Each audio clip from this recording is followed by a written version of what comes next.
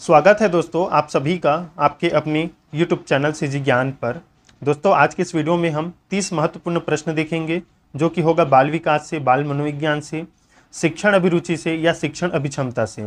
आप जो भी कहें, C TET, CG TET, pre BEd, pre DEd, Pandit Sundarlal Sharma pre BEd DEd सभी के लिए इंपॉर्टेंट है। चाहे वो हॉस्टल वार्डन हो, वहाँ भी आपका CDP जो है पूछा जाता है। तो जरूर वीडियो का अंत तक देखिएगा दोस्तों। चलिए स्टार्ट करते हैं। आपके लिए अच्छे लेवल का इसमें प्रश्न रखा गया है।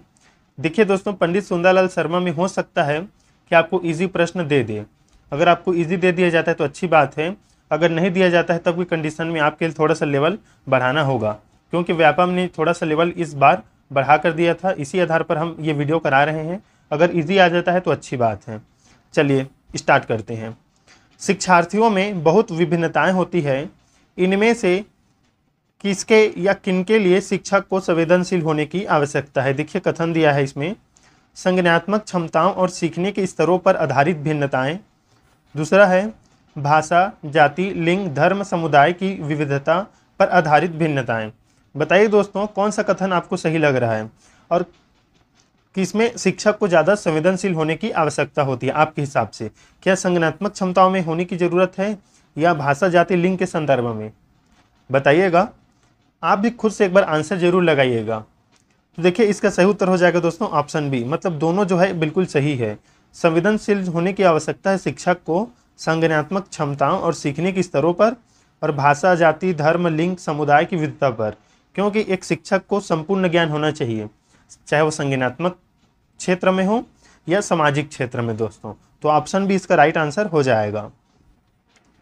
देखिए दूसरा प्रश्न देखिए, केवल कागज पेंसिल जांचों द्वारा आकलन समग्र मूल्यांकन को सुविधा प्रदान करता है, निरंतर मूल्यांकन को सुविधा प्रदान करता है, सकल आकलन को बढ़ावा देता है या आकलन को सीमित कर देता है? बताइए दोस्तों। यहाँ पर प्रश्न ध्यान से पढ़िए, केवल दे दिया है। केवल कागज पेंसिल जांच द्वारा आकलन क्या अच्छा माना जाएगा? तो बिल्कुल नहीं, क्योंकि ये आकलन को सीमित कर देता है दोस्तों। ऑप्शन डी इसका राइट आंसर होगा। आकलन समग्र एवं व्यापक होना चाहिए। कभी भी याद रखिए, आकलन जो है समग्र एवं व्यापक होना चाहिए। और बालकों का, चाहे बालकों नहीं, बालकों बोलने से लड़कों जो है इसमें जेंडर भाव आ जाता है। छात्र छात्राओं का जो है आकलन जो है व्यापक और समग्र होना चाहिए। अब समग्र कैसे कि जब एक शिक्षक पढ़ा रहा है तो बीच बीच में प्रश्न करना चाहिए। एक विद्यार्थी को अगर समझ में नहीं आ रहा है तो उसे प्रश्न करना चाहिए। इस प्रकार से जो है पृष्ठ पोषण भी प्रदान होता है। तो केवल कागज पेंसिल से आकलन बिल्कुल असंभव है और इससे जो है आकलन अच्छी तरह से नहीं होता है। तो ये आकलन को सीमित कर देता है। ऑप्शन डी इसका राइट आंसर हो जाएगा। तीसरा प्रश्न देखिए, माध्यमिक विद्यालय की कक्षा में शिक्षिका के पास एक बधिर बच्चा है। उसके लिए यह महत्वपूर्ण है कि उसके प्रति संकेत करे जिसे वह बच्चा बार बार भी नहीं कर पा रहा। बच्चे को डांट फटकार कर उसे अलग बैठाए ताकि वह बधिर केंद्र में प्रवेश ले। विद्यालय सलाहकार से आग्रह करे कि वह बच्चे के अभिभावकों से बात करे तथा बच्चे को विद्यालय से हटाने के लिए कहे। वह बच्चे के उस स्थान पर बैठाएं जहां से वह शिक्षिका के होंठ तथा चेहरे के भाव स्पष्ट रूप से देख सके। तो देखिए इसका सही आंसर ऑप्शन डी ही है दोस्तों। एक बधिर बच्चा है तो उसके लिए महत्वपूर्ण है कि वह जहाँ पर ऐसे स्थान पर बैठे जहाँ पर वो शिक्षिका के होंठ तथा चेहरे के भाव को समझ सके, तभी वो पढ़ सकता है दोस्तों, आगे बढ़ सकता है। हमें याद रखना है कि जो शिक्षा आयोग है, चाहे कोठारी आयोग है, चाहे कोई भी आयोग है, NCF है, वो कभी भी बालक को मतलब हटाने की बात नहीं करता। वो बालक को सीधा प्रदान करने की बात करता है। तो याद रखिएगा, जहां आपको सकारात्मक आंसर दिखे दोस्तों इस क्षेत्र में या ऐसे प्रश्न में, तो ऑप्शन डी इसके हिसाब से सही आंसर होगा। चौथा प्रश्न ध्यान दीजिए, एक शिक्षक समाज के वंचित वर्ग के बच्चों की आवश्यकताओं को प्रभावपूर्ण तरीके से पूरा कर सकता है। देखिए ऑप्शन है, उन्हें कक्षा में अलग स्थान पर बैठाकर ताकि वे अन्य बच्चों से मेलजोल न करें। ये तो बिल्कुल गलत हो गया दोस्तों। अन्य बच्चों को वंचित पृष्ठभूमि वाले बच्चों के प्रति सहानुभूति व्यवहार करने के लिए कहकर, बिल्कुल नहीं। कक्षा के प्रत्येक बच्चे की आवश्यकता अनुसार अपना शिक्षण कौशल अपनाकर, ये थोड़ा सही लगा। उनकी पृष्ठभूमि की उपेक्षा करके तथा उन्हें विद्यालय में कार्य करने के लिए कहकर। तो देखिए यहाँ पर तो उपेक्षा बोल दे, ये ऑप्शन बिल्कुल गलत हो गया।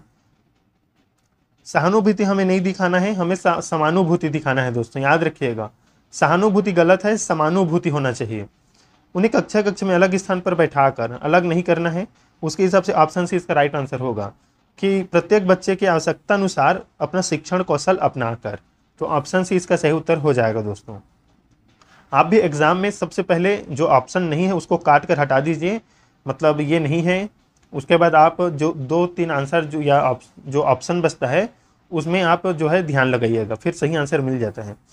अधिगम निर्योग्यता वाले बच्चे हैं, निर्योग्यता रहेगा वो, कुछ भी नहीं सीख सकते, अधिगम के कुछ पक्षों से संघर्ष करते हैं, बहुत सक्रिय होते हैं लेकिन उनकी बुद्धिलब्धि कम होती है, बहुत बुद्धिमान तथा परिपक्व होते हैं। बताइए, जो सीखने से संबंधित कठिनाइयों से जूझ रहे हैं उनके लिए। तो इसका सही आंसर होगा अधिगम के कुछ पक्षों से संघर्ष करते हैं दोस्तों। देखिए, मतलब सीखने से संबंधित कुछ पक्षों पर वो संघर्ष करते हैं, नहीं सीख पाते हैं। तो ऑप्शन बी इसका सही उत्तर हो जाएगा, ये निर्योग्यता रहेगा। छठवां प्रश्न देखिए, शिक्षक बच्चों को सृजनात्मक विचारों के लिए प्रोत्साहित कर सकता है, उन्हें उत्तर कंठस्थ करने के लिए कहकर, उनसे प्रत्यय स्मरण आधारित प्रश्न पूछकर, उन्हें बहुविकल्पी प्रश्न देकर, या उन्हें समस्या समाधान के लिए विभिन्न तरीकों से सोचने के लिए कहकर। बताइए, सृजनात्मक विचार दोस्तों कैसे प्रोत्साहित कर सकता है एक शिक्षक? सृजनात्मकता जो क्रिएटिविटी बोला जाता है अंग्रेजी में, तो किस प्रकार से प्रोत्साहित कर सकता है? तो देखिए, इसका सही उत्तर है उन्हें समस्या समाधान के लिए विभिन्न तरीकों से सोचने के लिए कहकर। ऑप्शन डी इसका राइट आंसर है। एक और तरीका दोस्तों, अगर आपको बच्चों में सृजनात्मकता देखनी है तो बच्चों को समस्या प्रदान कर दीजिए ताकि वो अच्छे अपने विचार को थोड़ा ज़्यादा ले जाए और उच्च विचार के साथ सोचे और समस्या का समाधान कर सके, तभी वो सृजनात्मकता की ओर जा सकता है। तो ऑप्शन डी इसका राइट आंसर होगा। सातवां प्रश्न देखिए, विशेष आवश्यकता वाले बच्चों से व्यवहार करने के लिए निम्नलिखित दार्शनिक दृष्टिकोणों में से किसका अनुसरण किया जाना चाहिए? बताइएगा। उन्हें पृथक करके उनकी शिक्षा किसी भिन्न शैक्षिक संस्थानों को चाहिए? देखिए, पृथक करके तो बिल्कुल नहीं है। उन्हें केवल व्यावसायिक प्रशिक्षण दिया जाना चाहिए। अब यहाँ पर देखिए केवल बोल दिया गया, ये तो गलत है। केवल व्यावसायिक प्रशिक्षण नहीं, उन्हें समावेशी शिक्षा का और नियमित विद्यालयों में अध्ययन करने का अधिकार प्राप्त करके, तो ये सही लग रहा है। उन्हें किसी प्रकार की शिक्षा का आवश्यकता ही नहीं होती, ये तो गलत हो गया। ऑप्शन सी इसका राइट आंसर हो जाएगा दोस्तों। अधिगमकर्ता केंद्रित विधि का आशय है दोस्तों कि शिक्षक अधिगमकर्ता के लिए स्वयं निष्कर्ष निकाल ले देते हैं।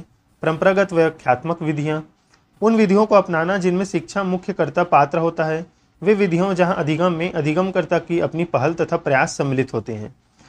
अधिगमकर्ता केंद्रित विधि का आशय क्या है? तो देखिए, यही है कि वे विधियों जहां अधिगम में अधिगमकर्ता की अपनी पहल तथा प्रयास सम्मिलित होते हैं, मतलब अधिगमकर्ता की खुद से पहल होती है और खुद के उसके प्रयास सम्मिलित होते हैं, उसी को अधिगमकर्ता केंद्रित विधि कहा जाता है। ऑप्शन डी इसका सही उत्तर हो जाएगा। देखिए, अगला प्रश्न, निम्नलिखित में से कौन सा एक सीखने के लिए प्रमुख है? अनुबंधन, रट कर याद करना, अनुकरण या अर्थ निर्माण? बताइएगा, मोस्ट इंपॉर्टेंट है प्रश्न। क्या रहेगा? अनुकरण रहेगा कि अर्थ निर्माण रहेगा? ये तो बिल्कुल नहीं रहेंगे दोनों। तो देखिए, इसका सही उत्तर है ऑप्शन डी, अर्थ निर्माण। जब आपको अच्छे से सीखना है ना दोस्तों, तो आपको अर्थ को समझना है, अर्थ निर्माण करना है। तो प्रमुख यही है, ऑप्शन डी। चलिए अगला प्रश्न देखते हैं।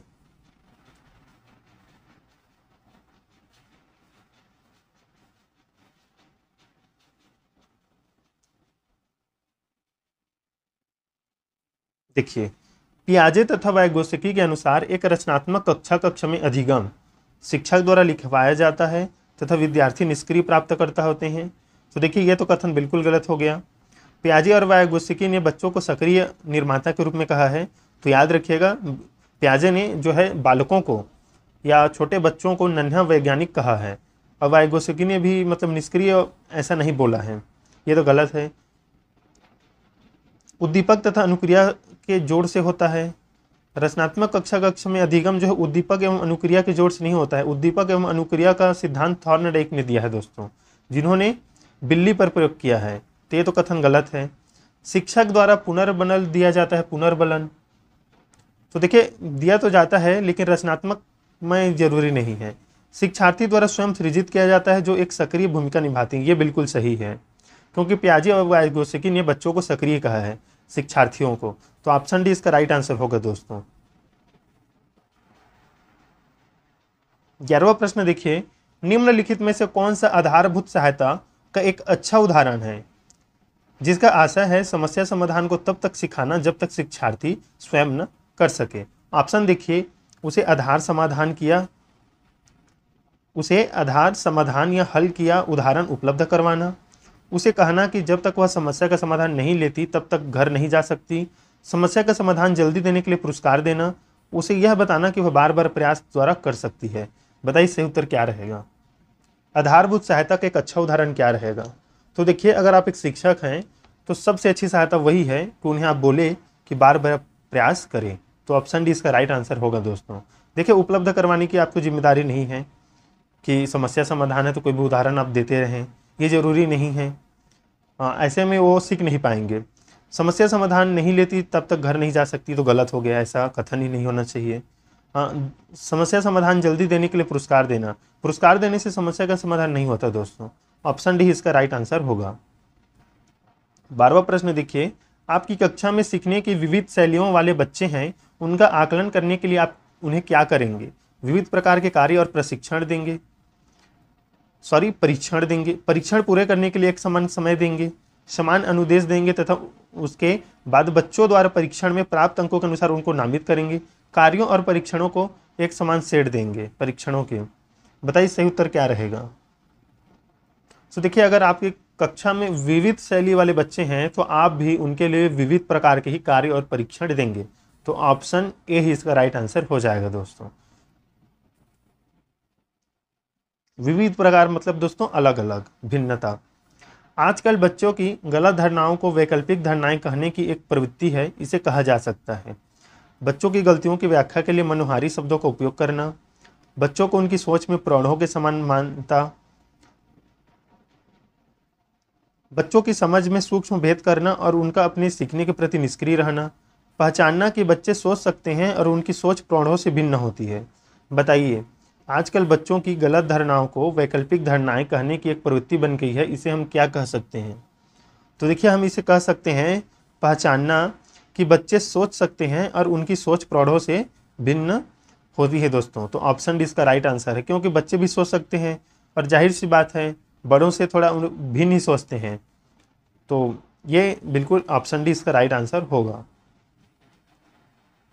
देखिए, अगला प्रश्न है, निम्नलिखित में से कौन सा एक माध्यमिक विद्यालय की कक्षा में शिक्षक की भूमिका का सर्वोत्तम उचित वर्णन करता है। चर्चाओं के अवसर उपलब्ध कराना, प्रथम स्थान के लिए शिक्षार्थियों को आपस में प्रतिस्पर्धा के लिए बढ़ावा देना, बहुपरिप्रेक्ष्य को निरुत्साहित करना तथा एक आयामी परिप्रेक्ष्य पर केंद्रीभूत करना, व्याख्यान देने के लिए पावर पॉइंट प्रेजेंटेशन का प्रयोग करना। बताइए दोस्तों, एक माध्यमिक विद्यालय कक्षा में शिक्षक की भूमिका का सर्वोत्तम उचित वर्णन करता है। तो देखिए, सबसे अच्छा है ऑप्शन ए दोस्तों। ऑप्शन ए इसका सही उत्तर हो जाएगा। चर्चाओं के अवसर उपलब्ध कराना मतलब वाद विवाद कराना, आपस में बातचीत।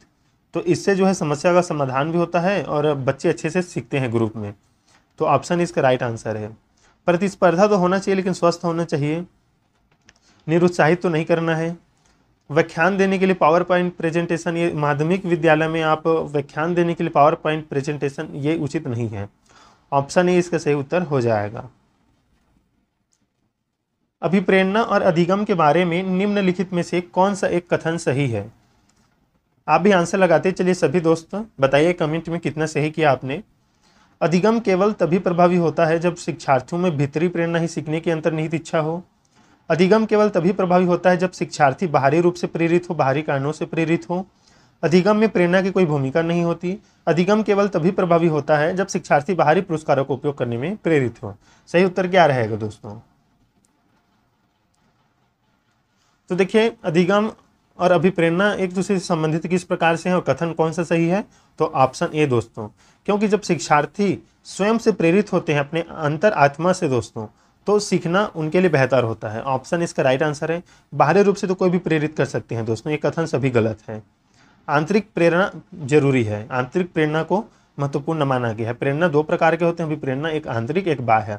बाह्य जो टीचरों द्वारा दिया जाता है, जैसे आप प्रथम आएंगे तो मैं तुम्हें ये पुरस्कार दूंगा, ये आपको इनाम दिया जाएगा। ये होता है एक आंतरिक अभिप्रेरणा होती है, जिसमें बालक किसी दूसरे महान पुरुषों को देखकर स्वयं से अंदर से अभिप्रेरित होता है। तो याद रखिएगा, आंतरिक अभिप्रेरणा अच्छा माना गया है। सीखने के बारे में निम्नलिखित कथनों में से कौन सा एक कथन सत्य है? सीखना कौशलों के संचयन के समान है। सीखने को सामाजिक क्रियाएं सुविधा देती है। सीखना एक निष्क्रिय ग्रहण से प्रक्रिया है। सीखना शिक्षार्थी के पूर्व ज्ञान पर आधारित नहीं है। बताइए आप, सीखने के लिए सही शब्द, सही वाक्य दोस्तों। तो देखिए, संचय के समान, तो कौशल के संचय के समान है, तो ये बिल्कुल गलत है। समान है ऐसा नहीं, ये सीखना जो है व्यवहार में परिवर्तन है। सीखना एक निष्क्रिय, निष्क्रिय तो बिल्कुल नहीं रहेगा। पूर्व ज्ञान पर आधारित नहीं है बोल रहा है, आधारित है दोस्तों पूर्व ज्ञान पर, याद रखिएगा। ऑप्शन बी इसका सही उत्तर हो जाएगा। सीखने को सामाजिक क्रियाएं सुविधा देती है। जो सामाजिक समाज है वो सीखने को सुविधा देती है दोस्तों, तो ये ऑप्शन भी बिल्कुल सही है। 17वां प्रश्न देखिए, निम्नलिखित में से कौन सी एक महत्वपूर्ण गतिविधि बच्चों को सीखने के लिए सक्षम बनाती है? बताइए, व्याख्यान, निर्देश, पुरस्कार या संवाद? अभी आगे में ही देखे थे, वाद विवाद कराना चाहिए, चर्चा कराना चाहिए। तो देखिए, सीखने के लिए सबसे बेहतर है संवाद करना, बातचीत करना। ऑप्शन डी इसका सही उत्तर हो जाएगा। 18वां प्रश्न देखिए, विकास के बारे में निम्नलिखित में से कौन सा एक कथन सही है? विकास दोस्तों डेवलपमेंट एंड ग्रोथ। ग्रोथ जो है वृद्धि, ग्रोथ या वृद्धि जो है शारीरिक विकास से संबंधित होता है, और डेवलपमेंट जो है वो सभी विकास से, सभी से संबंधित है। वो शारीरिक विकास से भी, मानसिक से भी, संज्ञानात्मक से भी, सामयिक से भी, सभी से है। तो बताइए कौन सा कथन सही है? चारों ऑप्शन देखिए, ये बताया हुआ है, पढ़ा चुके हैं हम पहले वीडियो में। तो देखिए, विकास के बारे में कौन सा कथन सही है? तो विकास भिन्न व्यक्तियों में भिन्न गति से होता है। ये बिल्कुल कथन सही है दोस्तों, याद रखिएगा। मध्य बचपन की अवधि बताना है आपको दोस्तों। देखिए, एक तो शैशवावस्था होता है 0 से 5, फिर 6 से होता है 12 बाल्यावस्था, 12 से 18 दोस्तों किशोरावस्था, 18 से एबव या ऊपर जो है प्रौढ़ावस्था। तो मध्य बचपन की अवस्था पूछा जा रहा है, तो इसी के बीच में आएगा, इसी के बीच में आएगा दोस्तों। तो कौन सा रहेगा? तो इसमें रहेगा 6 से 11 वर्ष, ये आएगा दोस्तों। ये मध्य अवस्था, मध्य बचपन कहलाता है। 10 वर्ष के बाद जो है ये उत्तर बाल्यावस्था है। अगर हम 6 से 8 अगर बोला जाए तो पूर्व बाल्यावस्था है। ये मध्य बचपन मतलब बाल्यावस्था दोस्तों। तो ऑप्शन बी इसका सही उत्तर है। मध्य पूछा है ना, एक पूर्व होता है, एक मध्य होता है और एक उत्तर होता है। उत्तर मतलब बात का, तो पूर्व को आप समझ लीजिए 6 से 8, और 8 से 10 या 11 आप समझ लीजिए मध्य को, और उत्तर को समझ लीजिए 11 और 12 को, 10 के बाद वाला को। 20वां प्रश्न देखिए, किसी व्यक्ति को आकार देने में वातावरण के घटकों की कोई भूमिका नहीं होती, क्योंकि प्रत्येक व्यक्ति की वृद्धि उसकी आनुवंशिक संरचना से निर्धारित होती है। यह कथन आपको बताइए ठीक है या नहीं है? तो देखिए, इसका सही उत्तर है दोस्तों ठीक नहीं है, क्योंकि बहुत से शोध यह सिद्ध करते हैं कि विकास में वातावरण का बड़ा प्रभाव पड़ सकता है। बिल्कुल सही, वातावरण का बड़ा प्रभाव पड़ता है दोस्तों। यहाँ पर बोला गया है कि कोई भूमिका नहीं होती, ये गलत है, भूमिका होती है दोस्तों। तो ऑप्शन सी इसका सही आंसर है। 21 नंबर प्रश्न देखिए, खाली स्थान एक प्रक्रिया है जिसके माध्यम से मानव शिशु समाज के सक्रिय सदस्य के रूप में निष्पादन करने के लिए आवश्यक कौशलों का अर्जन करना प्रारंभ करता है। तो किस प्रक्रिया के लिए अर्जन प्रारंभ करता है एक शिशु? सीखने एक प्रक्रिया है, परिपक्वता एक प्रक्रिया है, विकास या समाजीकरण? तो देखिए, इसका सही उत्तर होगा दोस्तों समाजीकरण जो है एक प्रक्रिया है जिसके माध्यम से मानव शिशु समाज के सक्रिय सदस्य के रूप में निष्पादन करने के लिए आवश्यक कौशलों का अर्जन करना प्रारंभ करता है, समाजीकरण में दोस्तों। 22 प्रश्न देखिए, पियाजे के अनुसार दोस्तों याद रखिएगा, जीन पियाजे जो पहले प्राणी शास्त्री थे लेकिन बाद में शिक्षा मनोविज्ञान बने, तो इनके अनुसार विकास को प्रभावित करने में निम्नलिखित कारकों में से किसकी भूमिका महत्वपूर्ण होती है? बताइए, भौतिक विश्व के साथ अनुभव, अनुकरण, पुनर्बलन या भाषा? तो देखिए, इसका सही उत्तर है भौतिक विश्व के साथ अनुभव। ऑप्शन इसका राइट आंसर होगा। देखिए स्किनर ने जो है अनुकरण पर बात किया है कि कोई बच्चे भी सीखते हैं, वो दूसरों को देखकर सीखते हैं, अनुकरण। और ये जो है भाषा भाषा से संबंधित वाइगोस्की ने बोला है कि भाषा जो है बच्चों के सीखने के लिए आवश्यक है, इसी के माध्यम से विचार संप्रेषण करते हैं। यहाँ पर जिन प्याजे का है ऑप्शन ए। देखिए जिन प्याजे की 4 अवस्था होती है।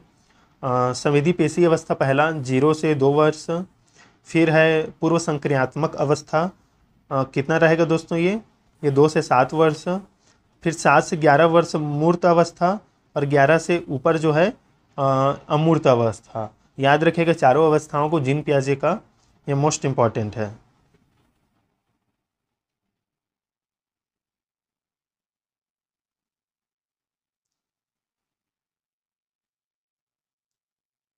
पूर्व संक्रियात्मक काल में आने वाली संज्ञानात्मक योग्यता है।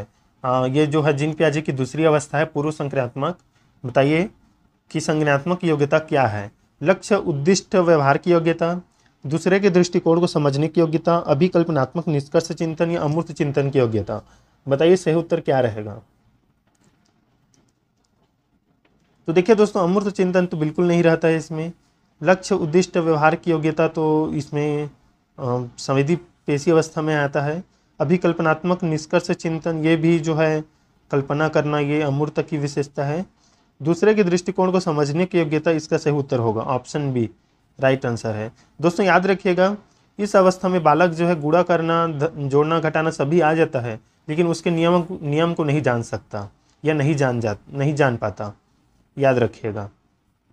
24 प्रश्न देखिए, निम्नलिखित में से किसी एक जोड़े का मिलान ठीक हुआ है। तो इसका सही उत्तर हम सीधा बताते हैं दोस्तों, अच्छा लड़का व अच्छी लड़की अभिविन्यास, अच्छा बनकर कोई स्वीकृति प्राप्त करना, ऑप्शन ए इसका राइट आंसर होगा। तो देखिए ये नैतिक विकास सिद्धांत से है, कोहलबर्ग जिन्हें कहा जाता है। तो उन्होंने जो है सिद्धांत दिया है नैतिक विकास का सिद्धांत, जिन्होंने बालकों को कहानी सुनाकर उनकी जो है रुचि जाने थे, मतलब उनसे कुछ निष्कर्ष निकाले थे, उसी आधार पर है। जिनके 3 स्तर होते हैं और 6 चरण होते हैं दोस्तों। 3 स्तर, पूर्व परंपरागत, फिर परंपरागत और उत्तर परंपरागत। ऐसे लगभग होता है जो 4 से 10 पहला, फिर 10 से 13 और फिर 13 से ऊपर। ये जो है स्तर है दोस्तों। पहला को बोले हम पूर्व परंपरागत, बीच वाले को परंपरागत, तीसरा उत्तर परंपरागत। तो उसके बाद इन्हें मतलब हर स्तर के अंदर 2 चरण रखा गया, जैसे दंड एवं आज्ञा पालन, फिर क्या था उसमें अहंकार की अवस्था, गुड बॉय गुड गर्ल मतलब अच्छा लड़का अच्छी लड़की। तो उसके आधार पर ये पूछा है। तो देखिए उसे मैं बता देता हूँ। कोई भी अच्छा लड़का या अच्छी लड़की अभिविन्यास इसमें ऐसा माना गया है कि अगर आपको कोई कार्य करते हैं और आपको प्रशंसा मिलती है समाज द्वारा, तो आप और अच्छे कार्य करना चाहते हैं, ताकि आपको भी मतलब समाज आपके लिए मतलब प्रसन्न रहे, आपको अच्छा समझे। तो ये इसमें यही कहा गया है कि एक अच्छा लड़का लड़की बनने का अभिन्यास वही है कि इस उम्र में बच्चे जो है ऐसे कार्य करते हैं ताकि समाज उनसे खुश हो। तो ऑप्शन इसका राइट आंसर होगा।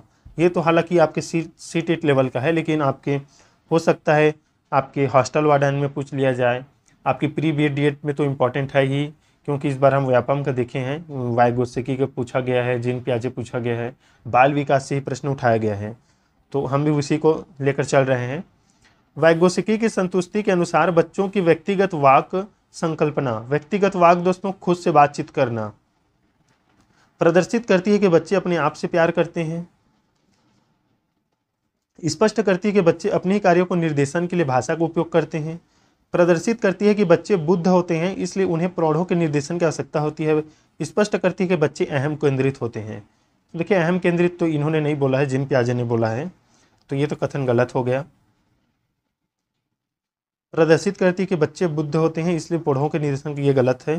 प्रदर्शित करती है कि बच्चे अपने आप से प्यार करते हैं, ये भी गलत है। देखिए वाइगोत्स्की ने कहा है व्यक्तिगत वाक एक बच्चे मतलब अपने आप से बात इसलिए करते हैं ताकि वो अपने कार्यों को निर्देशन दे सके। जैसे छोटे बच्चे अपने आप से ही बात करते हैं, मैं ये करूँगा तो चलो करते हैं, खुद से बात करते हैं। ऑप्शन भी इसका राइट आंसर होगा, व्यक्तिगत वाक। इन्होंने सामाजिक सांस्कृतिक का सिद्धांत दिया है, याद रखे वाइगोत्स्की ने, जिन्होंने भाषा को समाज को और संस्कृति को महत्वपूर्ण माना है, तीनों को। वाइगोत्स्की के अनुसार सीखने की पृथक नहीं किया जा सकता, पुनर्बलन से, व्यवहार से मापने योग्य परिवर्तन से, अवबोधन और अवधानात्मक प्रक्रियाओं से, या उसके सामाजिक संदर्भ में। बताइए, सीखने को पृथक नहीं कर सकते हम, किससे नहीं कर सकते? तो देखिए, उसके सामाजिक संदर्भ में। देखिए, अभी हमने हाल में बताया कि इन्होंने समाज, संस्कृति और भाषा को महत्वपूर्ण माना है, इसलिए ये सामाजिक संदर्भ की बात करते हैं, क्योंकि बच्चा समाज में ही रहकर दूसरों से बातचीत करके भाषा के माध्यम से सीखता है। तो ऑप्शन डी इसका राइट आंसर है। प्रगतिशील शिक्षा में अपरिहार्य है कि कक्षा कैसा हो दोस्तों? तो देखिए, प्रगतिशील शिक्षा में हम सीधा आते हैं दोस्तों, लोकतांत्रिक होता है। यहाँ पर शिक्षा समझने के लिए बच्चों को पर्याप्त स्थान दिया गया है, तो ऑप्शन डी इसका राइट आंसर हो जाएगा। 28 प्रश्न देखिए, निम्नलिखित में से कौन सा एक उदाहरण भाषिक बुद्धि वाले व्यक्ति को दर्शाता है? भाषिक बुद्धि वाले। अब देखिए, भाषिक बुद्धि, यहाँ पर बुद्धि से संबंधित प्रश्न है। तो ये जो बुद्धि संबंधित बुद्धि का 9 प्रकार, पहले तो 8 बताया था, फिर 9 हो गया है अभी हाल ही में। ये बुद्धि का जो 9 प्रकार है वो हार्वर्ड गार्डनर ने बताया है दोस्तों, जिसमें स्थानिक बुद्धि, भाषिक बुद्धि, तार्किक बुद्धि होता है। तो भाषिक बुद्धि वाले व्यक्ति को दर्शाता है, पूछा गया है। तो इसका सही उत्तर है शब्दों के अर्थ, क्रम, भाषा के विविध प्रयोगों के प्रति संवेदनशीलता। ऑप्शन डी इसका राइट आंसर है। भाषिक बुद्धि दोस्तों लेखकों में होता है, और जो भाषण कला में निपुण होते हैं उनमें, अपनी भाषा को सही तरीके से व्यक्त करने वाले ये व्यक्ति होते हैं भाषिक बुद्धि वाले। ऑप्शन डी इसका राइट आंसर है, क्योंकि वो शब्दों के अर्थ को समझते हैं, क्रम को जानते हैं, विविध प्रयोग को जानते हैं, कहाँ पर करना है। तो ऑप्शन डी इसका राइट आंसर हो जाएगा। भारत में अधिकांश कक्षाएं बहुभाषी होती है और इसे शिक्षक द्वारा खाली स्थान के रूप में देखा जाना चाहिए। समस्या, संसाधन, अवसर या परेशानी? तो देखिए, इसका सही उत्तर हो जाएगा दोस्तों ऑप्शन बी, संसाधन के रूप में। संसाधन मतलब एक सामग्री के रूप में जिसके माध्यम से शिक्षक पढ़ा सकता है। ऑप्शन बी सही उत्तर होगा, क्योंकि बहुभाषी बच्चे होते हैं एक कक्षा में, बहुत से भाषा बोलने वाले। तो संसाधन के रूप में प्रयोग कीजिए। एक बच्चा दूसरे बच्चे को सिखा सकता है, या सभी की भाषा को सभी सीख सकते हैं इसके माध्यम से। 30 देखिए, कक्षा 8 की एक पाठ्य पुस्तक में इस प्रकार के चित्र हैं। शिक्षिका एवं घरेलू काम करने वाली के रूप में महिला, जबकि डॉक्टर एवं पायलट के रूप में पुरुष। इस प्रकार के चित्रण से बढ़ सकता या सकती है। देखिए, यहाँ पर बोला है कि शिक्षिका एवं घरेलू काम करने वाली के रूप में जो है महिला है, और डॉक्टर एवं पायलट जो है पुरुष के रूप में है। तो आप इसे कैसे समझेंगे? लिंग भूमिका का निर्वाह खेल, लिंग स्थिरता, लिंग सशक्तिकरण, लिंग रूढ़िबद्धता। बताइए दोस्तों क्या रहेगा? तो देखिए, लिंग रूढ़िबद्धता। क्यों? क्योंकि हमारे समाज में फैला हुआ है रूढ़िबद्धता कि घर का काम तो केवल महिलाएं कर सकती है और बड़े काम केवल पुरुष कर सकते हैं। तो ये लिंग रूढ़िबद्धता से संबंधित है दोस्तों। आपके CTET में या आपके शिक्षण अभिरुचि में यह प्रश्न पूछा जा सकता है, याद रखिएगा। मोस्ट इंपॉर्टेंट है, आपको सही सोच समझ कर उत्तर देना है। अगर यहाँ पर बोला जाए कि शिक्षक जो है घरेलू काम करने वाला एक पुरुष हो, और जबकि डॉक्टर एवं पायलट के रूप में एक महिला हो, तो इससे क्या चित्रण बढ़ सकता है? तो उससे बढ़ेगा दोस्तों लिंग सशक्तिकरण। ऑप्शन सी राइट आंसर होगा, क्योंकि यहाँ पर कोई भेदभाव वाला बात नहीं हो रहा है। एक महिला जो है पायलट बन सकती है, और एक पुरुष जो है घर का खाना या घर का काम कर सकता है, खाना बना सकता है, घर का काम कर सकता है। तो दोस्तों ये थे इंपॉर्टेंट 30 प्रश्न। कमेंट में बताइएगा ये जो है प्रश्न आपको कैसा लगा। आपकी CTET एग्ज़ाम के लिए, आपके छत्तीसगढ़ टेट एग्ज़ाम के लिए, आपके बाद में जो भी एग्ज़ाम होगा उसमें जहाँ पर CDP आपको देखने को मिलेगा, उसके लिए इम्पॉर्टेंट है। अगली वीडियो फिर लाएंगे दोस्तों इम्पॉर्टेंट प्रश्नों के साथ इसी चैनल पर। तो चैनल को जरूर सब्सक्राइब कर दीजिएगा और अपने दोस्तों के साथ शेयर कीजिएगा जो भी आगामी एग्ज़ाम की तैयारी कर रहे हैं। तो दोस्तों मिलते हैं नेक्स्ट वीडियो में, तब तक के लिए धन्यवाद।